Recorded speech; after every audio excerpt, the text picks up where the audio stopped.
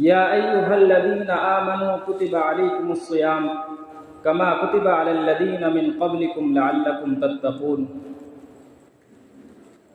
وقال اللہ تبارک وتعالی فی مقام آخر شہر رمضان الذی انزل فیہ القرآن ہدی للناس وبینات من الہدی والفرقان۔ وقال فمن شہد منکم الشہر فلیصم۔ وقال النبی صلی اللہ علیہ وسلم فی الحدیث القدسی الصوم لی وانا اجزی بہ، او کما قال علیہ الصلاۃ والسلام۔ محترم بزرگوں اور دوستو، اللہ رب العزت کا ہم تمام پر یہ احسان اور یہ کرم ہوا کہ اللہ تبارک و تعالی نے ہمیں گزشتہ سال کی طرح اس سال بھی رمضان المبارک جیسا مقدس مہینہ عطا فرمایا، ورنہ تو ہم سوچے کہ پچھلے سال بھی ہمارے بہت سارے احباب، ملنے جلنے والے رشتہ دار اور اڑوس پڑوس میں رہنے والے کتنے ہی لوگ ایسے تھے جنہوں نے پچھلے سال ہمارے ساتھ رمضان گزارا، سحر و افطار میں ہمارے ساتھ شریک رہے، لیکن وہ آج 2 گز زمین کے نیچے جا چکے ہیں۔ انہیں یہ سعادت اور یہ توفیق میسر نہیں ہوئی جو اللہ تعالیٰ نے ہمیں عطا فرمائی ہے۔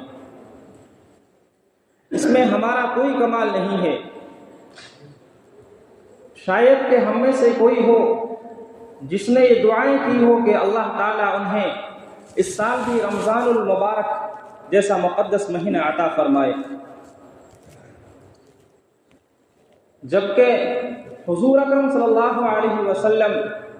جو کہ ہمارے پاک پیغمبر ہیں اور گناہوں سے بالکل معصوم ہیں، آپ صلی اللہ علیہ وسلم کا یہ معمول تھا کہ جب رمضان المبارک قریب آتا تو آپ دعائیں مانگنے لگ جاتے، اللہم بارک لنا فی رجب و شعبان وبلغنا فی رمضان، کہ اللہ ہمیں رمضان جیسے مبارک مہینے تک پہنچائیے۔ تو ہم غور کریں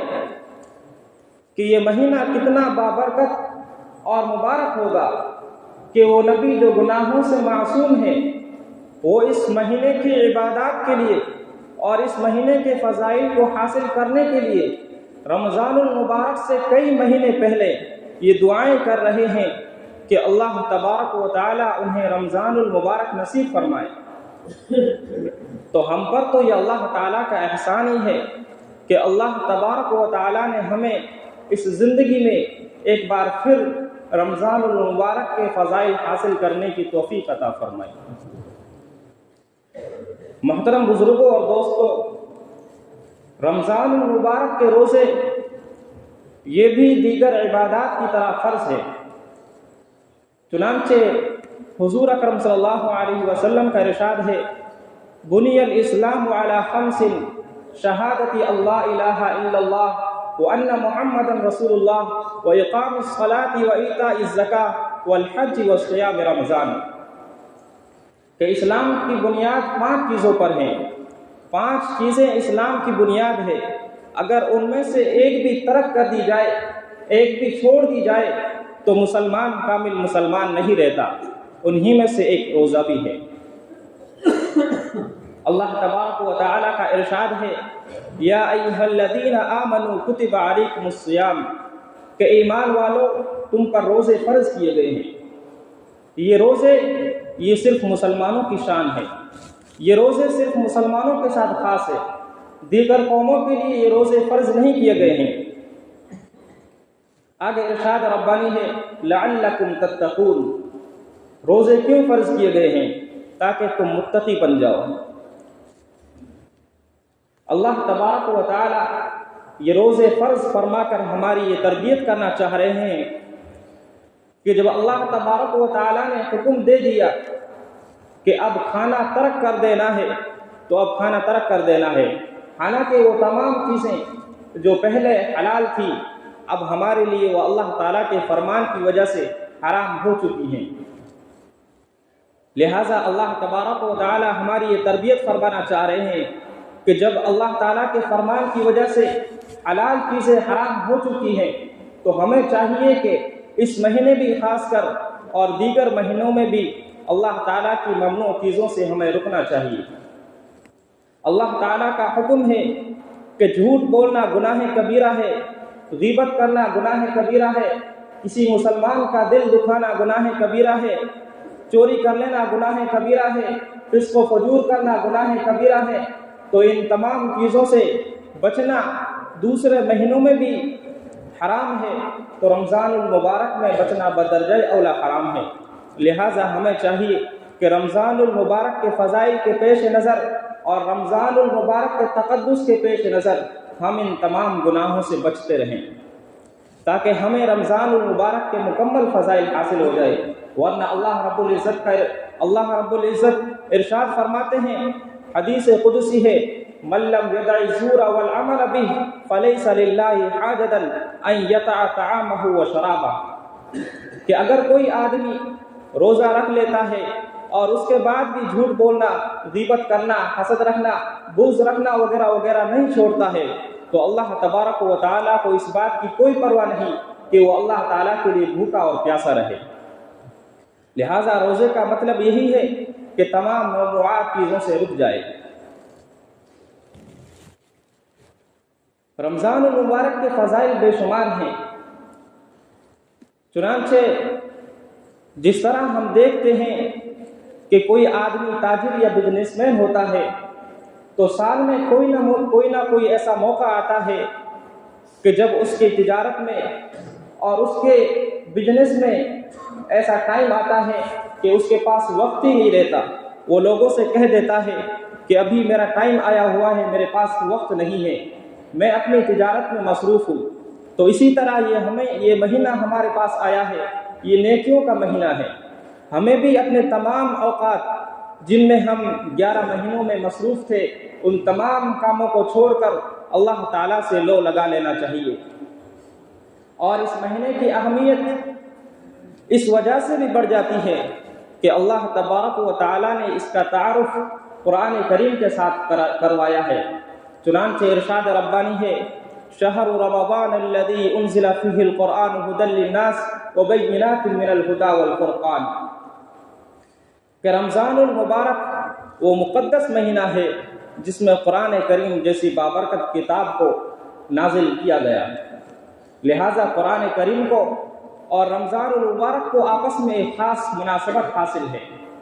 اگر ان دونوں کو ایک دوسرے سے علیحدہ کر دیا جائے تو رمضان المبارک کے فضائل کما حقہ ادا نہیں ہو سکتے۔ نبی اکرم صلی اللہ علیہ وسلم کا ارشاد ہے، من صام رمضان ایمانا واحتسابا غفر له ما تقدم من ذنبه ومن قام رمضان ایمانا واحتسابا غفر له ما تقدم من ذنبه، کہ جو آدمی روزے رکھتا ہے تو اللہ تعالیٰ اس کے گناہ معاف فرما دیتا ہے، اور جو رات میں قیام کرتا ہے،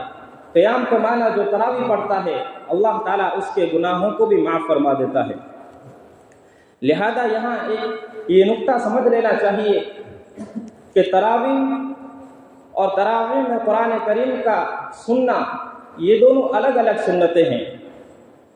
ہماری بہت ساری مساجد میں یہ دیکھا گیا ہے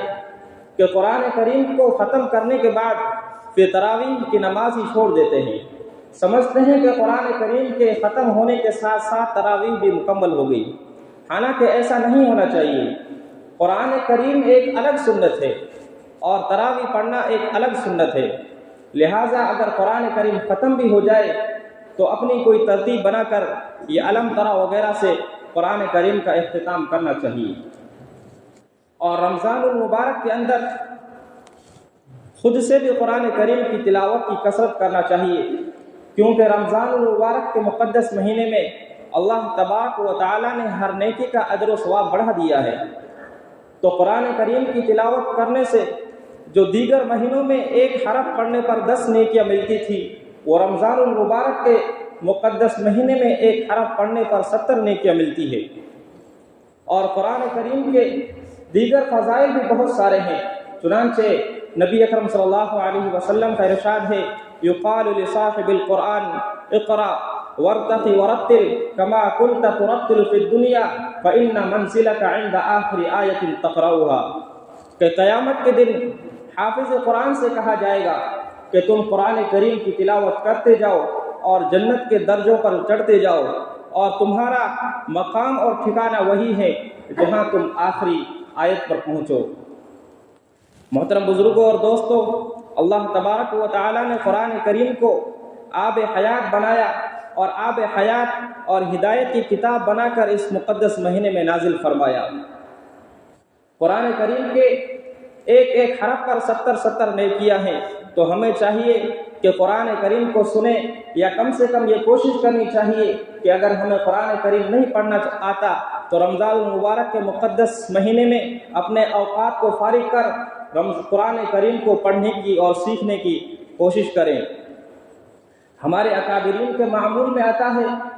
امام اعظم ابو حنیفہ رحمۃ اللہ علیہ کے بارے میں آتا ہے کہ وہ رمضان المبارک کے مقدس مہینے میں 63 قرآن کریم مکمل کیا کرتے تھے۔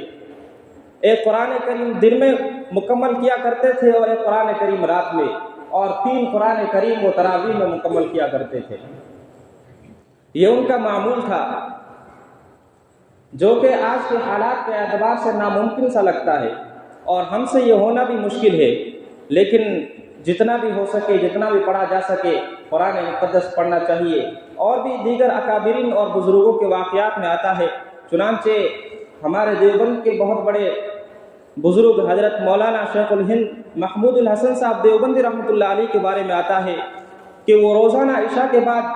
تراویح میں قرآن کریم پڑھنا شروع کرتے تھے اور سحری تک پڑھتے ہی رہا کرتے تھے، کبھی ناغہ نہیں کرتے تھے۔ ایک مرتبہ بدن میں گھر والوں کو کچھ کمزوری محسوس ہوئی